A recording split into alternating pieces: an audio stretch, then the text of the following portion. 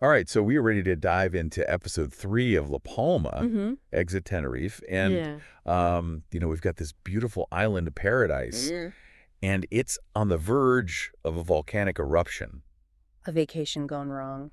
Talk about a vacation gone wrong. But Right. beyond the lava and the tsunamis, we've got these really fascinating human stories Yeah, that are all intertwined with this impending disaster. absolutely. And, we had all this tension simmering in the first 2 episodes. So Yeah. get ready because things are about to explode. The pressure cooker's about to blow. Yeah.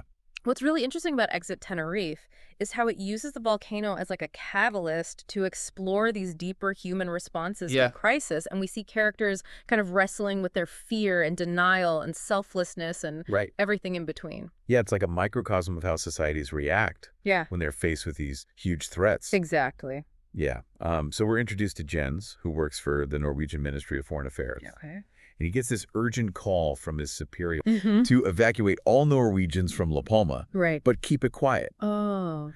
So apparently these volcanic warnings are really serious business. Yeah. But what I find so interesting is how the episode tackles this whole cry wolf effect. Right. You Yeah. know. Absolutely, because the local authorities are in this tough spot where they're trying to balance public safety with, the economy. Right. Tourism is like their lifeblood, Yeah, and they don't want to cause unnecessary panic. of course. But the problem is that when you downplay risk, Yeah. then people can get desensitized to warnings. Even when they're legitimate. Yeah, even when they're really serious. Exactly. And so it puts Jens in this incredibly tough spot. Yeah. He's officially told to not stir the pot, Mhm. but he's also got family living on the island. Oh, wow. He's got his sister Jennifer and her family. Right.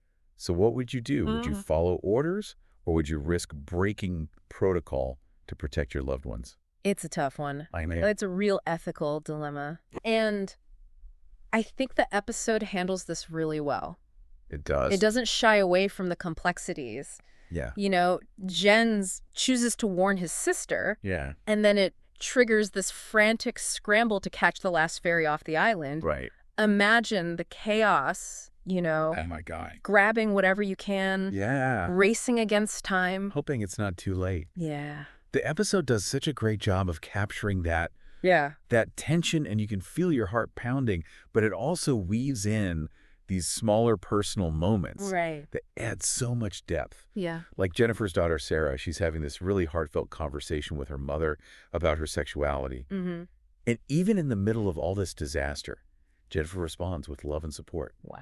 It's like a reminder that life in all its, messiness and beauty doesn't just stop Right. when disaster strikes. It shows the resilience of the human spirit, I think. Yeah. These characters are struggling with their own personal issues while simultaneously facing this huge existential threat. It's true, and it's not just Jennifer and Sara either. Yeah. Alvaro, one of the geologists studying the volcano, Mm-hmm. he decides to take one last field trip up the mountain instead of staying at his desk. He does. Yeah, and it just struck me. I was like, what drives a scientist to risk their life like that? Yeah. Is it just for data, or is there something more? I think it's a combination of things. Yeah. There's a scientific imperative to understand what's happening, Right. to gather the information. But I think there's also this sense of awe, Yeah. like a desire to witness the power of nature. Yeah, it's like staring into the abyss knowing it could consume you. Totally. Yeah. Yeah. And while Alvaro's dealing with this internal struggle, Mm-hmm.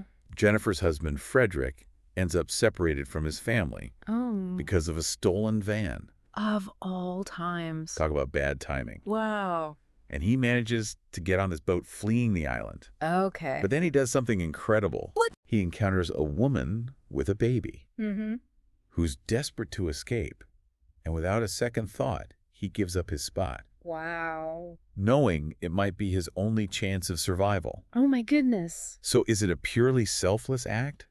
Or is it driven by this deeper understanding that his family's safety is somehow linked to the well-being of everyone else? That's a good question. Yeah, it raises these fascinating questions about altruism and human behavior Right. in extreme situations. Yeah. Is it instinct? Yeah. Is it social conditioning? Is it something else entirely? Right. And, this act of selflessness throws Frederick right back into the chaos, Wow. stranded on this island that's about to erupt. And what about the others? Well, meanwhile, Eric, who we met in earlier episodes, finally manages to get Marie out of police custody. Okay. They run into Frederick, who's still desperately trying to get off the island. Yeah. So now all three of them are thrown together Uh-huh.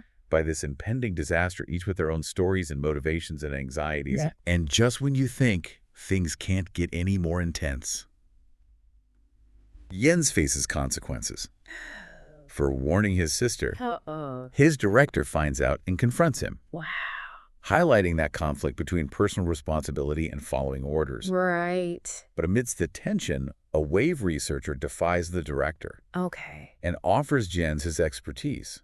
He does. He wants to help identify safe zones for evacuation, Good. recognizing how urgent the situation is, Yeah. despite the fact that the authorities are downplaying it. Great. So it's a small act of defiance, but it's powerful It is. because it emphasizes that we need to listen to people who have knowledge, Yes. even when it challenges what everyone else is saying. Absolutely. So we're left with this cliffhanger, Right. these lives hanging in the balance. Yeah. Will Frederick, Eric, and Marie find a way off the island? Mm-hmm. Will the authorities finally grasp how serious this is? Right. And what about Jens? Yeah. Will he be able to keep helping with the evacuation, Mm-hmm. despite what his director wants? It's a lot to think about. I know, right? Yeah. We'll have to wait and see what happens next. Exactly. So the episode really throws these characters back into the thick of it, and you're left wondering how they're going to navigate all this escalating chaos. Yeah. But even with all this external pressure, Exit Tenerife still gives us these little glimpses into their individual struggles. Yeah. Remember Alvaro, the geologist who chose to go on that last field trip instead of, getting to safety? Yeah. I'm still trying to process that decision. Right. It seemed like a mix of scientific curiosity and almost like a morbid fascination with the volcano. Right. And we learned that Alvaro's dedication to his work is almost like he's a workaholic.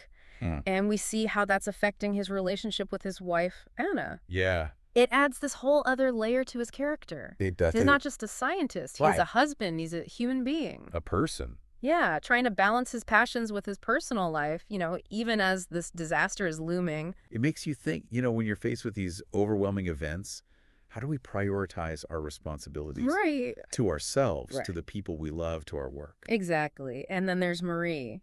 Yeah. You learn more about her background and the sacrifices she's made for her career. And it just gives her struggles a whole new dimension. Right. She's not just someone who's caught in the wrong place at the wrong time. Right. She's a fully formed individual Exactly. with dreams and ambitions and a past that shapes who she is now. Totally. And speaking of loyalty, Alvaro's colleague Hakor, Yeah. he decides to stay with Alvaro instead of fleeing the island. Oh. So their last field trip up the volcano becomes this shared experience that's both beautiful and terrifying. It's a powerful illustration of the bonds that people form when they're in extreme situations. They're Okay. literally staring danger in the face, Right. driven by their curiosity and maybe even a little bit of acceptance that this could be it. They're risking their lives to gather this information that could help people understand and prepare for future eruptions. Yeah. But in that moment, they're completely focused on the raw power of what's happening right in front of them. And then the volcano erupts. It does. The episode doesn't shy away from the visual spectacle at all. Yeah. It shows us the raw, destructive power of nature. Yes. And it's this reminder that for all of our technological advancements, we are still at the mercy of nature. Absolutely. And the chaos that comes after is just palpable. It is. You can feel the panic, Yeah. the desperate scramble for safety. It puts you right there in their shoes. It does. We see Eric and Marie stepping up to help others. Yeah. Even though there's no official support, It's true. it embodies that spirit of resilience and resourcefulness that we see emerge in times of crisis. Yeah, and it's such a contrast to the authorities who seem more concerned with keeping things calm Right. and downplaying the danger Yeah. than actually helping people. It makes you wonder if this whole thing could have been avoided. Yeah. What if they had acted sooner? What if they had listened to those warnings? Right. Would things have turned out differently? It's a question that really resonates with so many real-world situations. It does. From natural disasters to pandemics Yeah. to climate change. Right. How do we balance individual freedom Right. with the responsibility we have to each other? Yeah. How do we make sure that people in power are putting people's safety first? It's a big question. It is. It's a heavy question. Yeah. But Exit Tenerife really makes us confront it. It does. And it reminds us that we can't always control what nature throws at us. True. but we can control how we get ready for it and how we react. Absolutely. And in the middle of all this chaos, Yeah. we see these glimmers of hope, Yeah. these moments of human connection and compassion. Like Frederick's selflessness Right. and Eric and Marie's determination to help people. Right. It's these acts of kindness and courage that remind us that even when things are really bad, the human spirit can still shine through. Yeah, and we're left with these unanswered questions about what's going to happen to these characters, the Yeah. choices they've made, the consequences they'll face. And maybe more importantly, we're left with this sense of introspection. Totally. Exit Tenerife really makes you think about how we react when we're faced with dangerous situations, It does. especially when those threats are kind of inconvenient or they challenge the people in power. Right, like the episode is holding up this mirror to society, showing us how warnings can be dismissed. Right. Or downplayed when they go against economic interests. Yeah, or when they just disrupt what people are used to. Exactly, and you see that with the scientists. They're Right. desperately trying to get the message across. Yeah.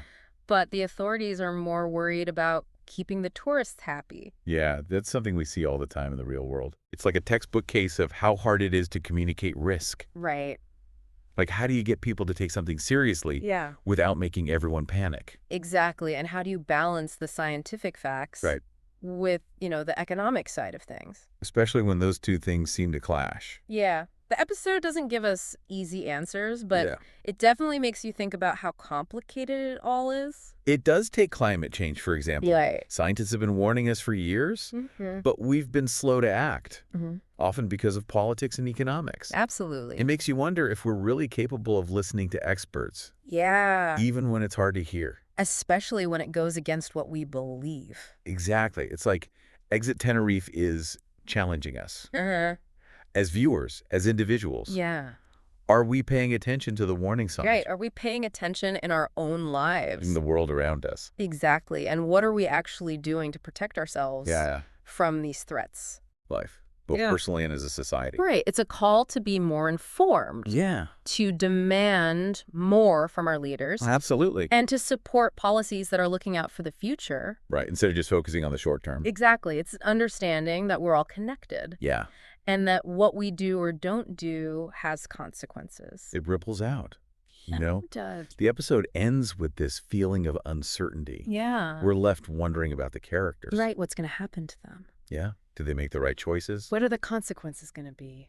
But even more importantly, it makes us think about our own lives. It does. It reminds us that we're not just watching this unfold. We're a part of shaping the world around us. We are. And yeah, we can't always control what nature does, That's true. but we can control how we prepare and how we respond. Right. We can choose to stay informed, to Yes. get involved, Yeah, and to act with, courage and compassion. especially when things are tough. Exactly. Exit Tenerife is more than just an exciting episode of television. It is. It makes you think about human nature and how societies work and the choices we make when things get crazy. Yeah, It's a story that stays with you, it does. and hopefully it inspires us to do something. Absolutely. Thanks for joining us on this deep dive into Exit Tenerife. Yeah, thanks for listening. We hope it's given you some things to think about and maybe even spark some interesting conversations. We hope so. Until next time, stay curious.